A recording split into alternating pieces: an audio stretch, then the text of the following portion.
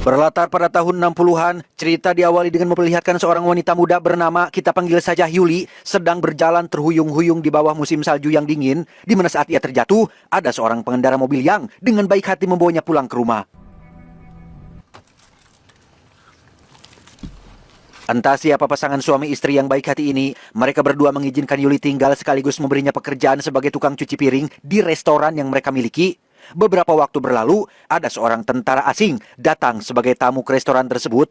Melihat wajah Yuli yang polos dan tampak lemah, si tentara pun diam-diam datang pada saat malam hari ketika restoran sedang sepi. Ia bermaksud memperkosa Yuli tanpa sepengetahuan pemilik restoran sehingga...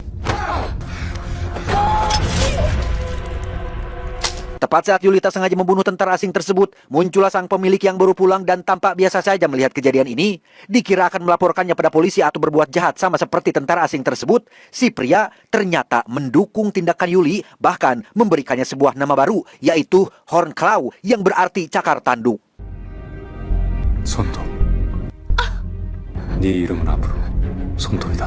Ternyata si pria merupakan anggota dari organisasi pembunuh yang memiliki tujuan untuk menghabisi sampah masyarakat seperti penjahat, preman, pemerkosa, pembunuh, koruptor, jambret, maling, tukang copet, tukang todong, tukang tipu, tukang nyelot, dan lain sebagainya, di mana karir Yuli sebagai Hornclaw pun dimulai pada saat itu yang menjadikannya sebagai pembunuh legendaris paling terkenal.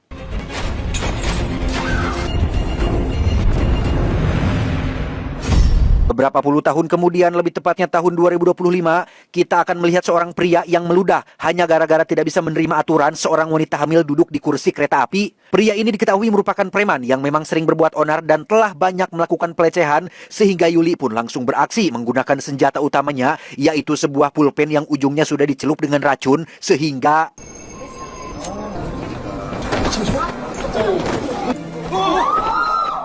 Selesai dengan pekerjaannya, Yuli langsung pulang ke rumah. Dengan profesi yang tidak biasa ini, Yuli mau tidak mau harus hidup melajang sampai mati. Seumur hidup, Yuli belum pernah punya pasangan dan merasakan manisnya jatuh cinta. Namun ia sepertinya tidak masalah dengan hal itu selama dunia masih aman dari para penjahat yang dianggap sebagai sampah masyarakat.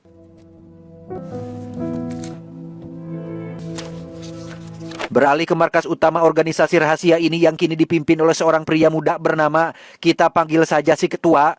Ia merupakan putra tunggal dari sang pemilik restoran yang pernah menolong Yuli dulu. Beliau sudah lama meninggal dunia dan mewariskan kepemimpinannya kepada si ketua ini. 파리가 해충이죠. 모든 걸 하지. 형님. Sejenak kita tinggalkan dulu urusan Yuli dan beralih pada seorang pemuda bernama, kita panggil saja Kim, yang sedang menjadi korban penculikan oleh sindikat penjualan organ. Awalnya mungkin kita akan merasa kasihan kepada sosok si Kim ini yang tampak lemah dan tak berdaya. Namun ketika sudah berhadapan-hadapan langsung dengan bosnya, Kim langsung menunjukkan siapa sosok dia yang sebenarnya dan...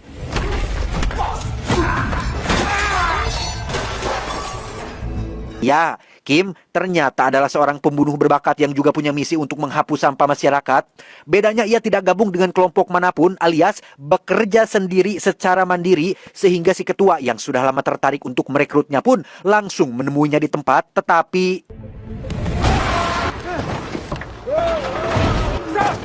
잠깐만. 우리 얘기 좀 합시다.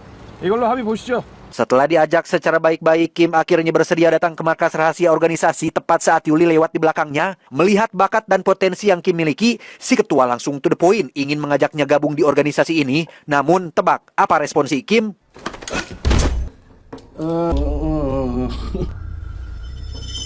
Ya, entah kapan munculnya, Yuli tiba-tiba sudah berada di belakang Kim sambil menodongkan pulpen ke telinganya, di mana si ketua meminta mereka berdua untuk berhenti dan biarkan saja Kim pergi jika memang tidak mau gabung dengan tim ini.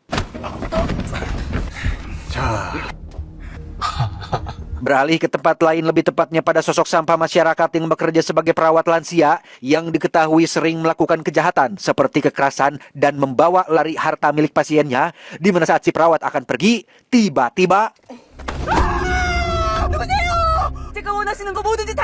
Ya, pria ini adalah salah satu anggota organisasi yang mendapat pekerjaan untuk menghabisi si perawat yang dianggap sebagai sampah masyarakat. Beda metode, si pria yang bernama Yan Chu Min ini pun membiarkan si wanita terkunci di dalam mobilnya tepat di tengah rel kereta api yang sebentar lagi akan lewat. Namun, penyakit halusinasinya tiba-tiba kambuh ketika Yan Chu Min seolah melihat mendiang putrinya masih hidup, sehingga...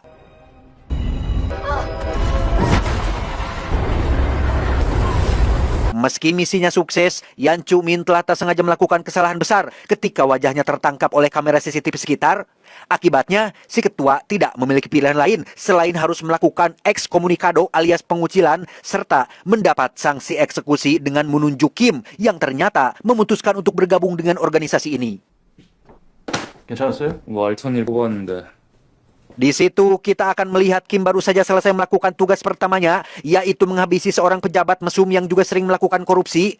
Kim menghabisinya dengan cara dicekik sampai maut. Namun yang paling mengejutkan si ketua dan asistennya adalah Kim tidak hanya membunuhnya, tetapi juga memutih jari tangannya sampai beberapa bagian yang membuktikan jika Kim adalah sosok psikopat yang memang doyan melakukan pembunuhan. 뭐예요? 손가락을 다 가져왔네? 나랑 잠깐 얘기 좀 할까요?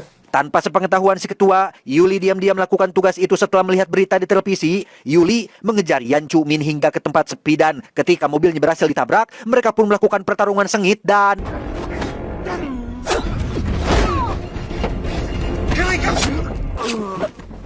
Ya, muncul Kim yang diutus langsung oleh si ketua. Menyadari Kim akan membunuh Yan Chu-min secara tidak manusiawi, Yuli pun menyuruh Kim untuk pergi dan biarkan dia yang membunuh Yan Chu-min dengan tangan sendiri. Meski berat dan tidak tega, Yuli akhirnya sukses menghabisi Yang Chu-min dengan cepat tanpa memberikan rasa sakit yang cukup lama. Namun dari pertarungan tadi, Yuli sempat mengalami luka yang cukup parah hingga tak sengaja tak sadarkan diri pingsan dan menabrak bahu jalan. Beruntung ada seorang dokter baik hati yang langsung membawanya untuk diobati sehingga membuat Yuli sekilas teringat dengan sosok ketua lama yang dulu pernah menolongnya.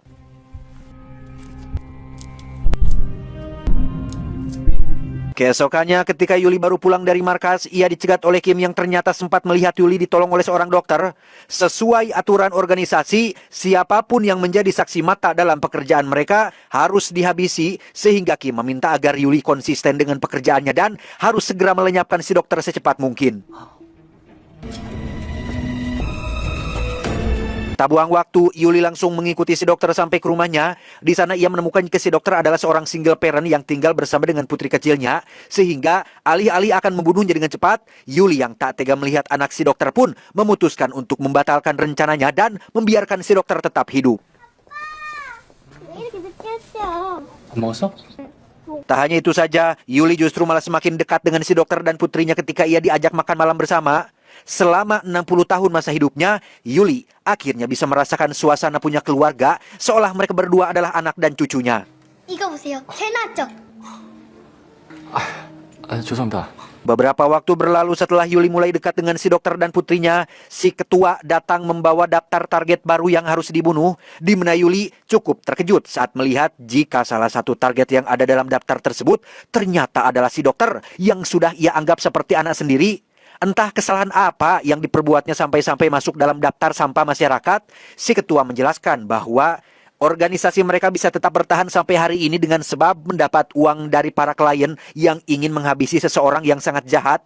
Mungkin saja ada satu klien yang sudah terzolimi oleh si dokter sampai-sampai ia layak dianggap sebagai sampah masyarakat.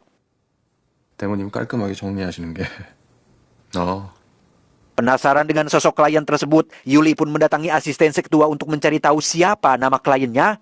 Setelah dapat, Yuli langsung mendatangi si klien di tempat judi untuk mencari tahu alasan kenapa ia sampai menginginkan si dokter mati. 왜 죽여달라 그랬어? 전화로. 통화해. 왜? Dan seperti yang tidak bisa Anda tebak, si klien hanyalah orang random biasa yang dibayar Kim untuk menyamar sebagai klien. Mereka berdua pun langsung melakukan pertemuan di sebuah restoran dan akhirnya terungkaplah jika alasan Kim melakukannya adalah untuk menyingkirkan Yuli dari organisasi. 진짜 승부는 이게 아니지. 당신은 절대 나 못 이겨. Tak lama datanglah pengunjung resto yang kebetulan membawa bunga mawar. Kim ternyata alergi dengan bunga mawar dan langsung pergi keluar meninggalkan resto tersebut.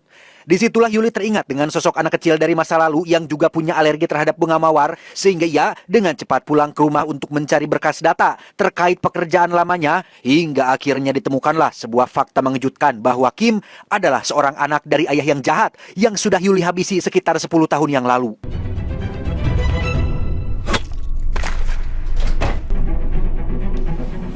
Terlambat bagi Yuli untuk menyadari bahwa tujuan Kim melakukan semua ini adalah untuk menuntut balas dendam atas kematian ayahnya. Kim menculik anak si dokter dan mengirimkan pesan ancaman yang isinya jika Yuli tidak datang, maka anak si dokterlah yang akan jadi korbannya.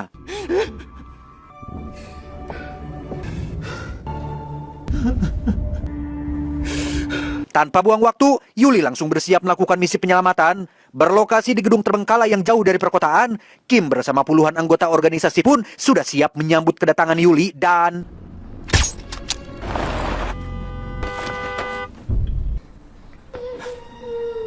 Meski sudah tidak muda lagi, pengalaman selama 60 tahun membuat insting Yuli menjadi sangat tajam. Ia berhasil menumbangkan satu persatu rekan seprofesinya dan...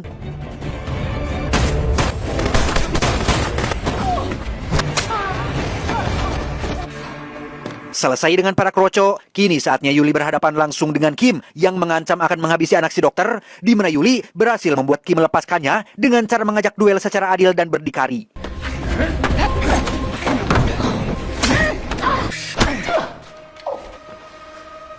Dengan bermodalkan pisau dapur yang ia bawa dari warung, Teh Yuli pun beradu skill bertarung dengan si Kim sampai akhirnya...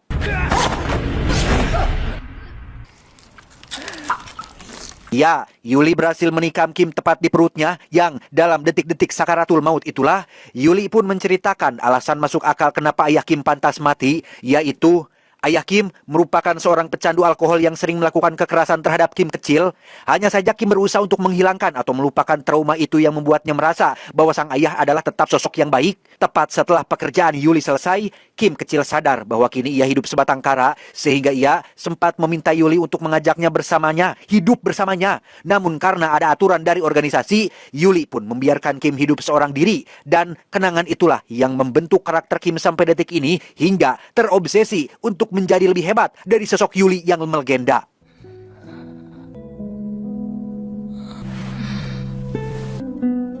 Setelah semuanya selesai dan anak si dokter kembali pada ayahnya, Yuli mengambil alih organisasi dan menjadi satu-satunya pembunuh yang tersedia. Ia terus mendedikasikan hidupnya dalam pekerjaan ini dan mungkin akan merekrut generasi baru untuk menjadi penerus organisasi ini. Tamat, ending yang cukup mengyulikan. Pesan yang bisa kita ambil dari film ini adalah terkadang orang jahat tidak selalu bahaya, justru yang bahaya adalah orang yang pura-pura baik. Ingat kata-kata Mang John, berbuat baiklah kepada orang-orang jahat karena merekalah yang paling banyak membutuhkan kebaikan. Saya John, mewakili jajaran direksi yang bertugas mengucapkan terima kasih dan sampai jumpa di video selanjutnya. Adios, kopi tubruk kapitalis. Cuau, cuau, cuau.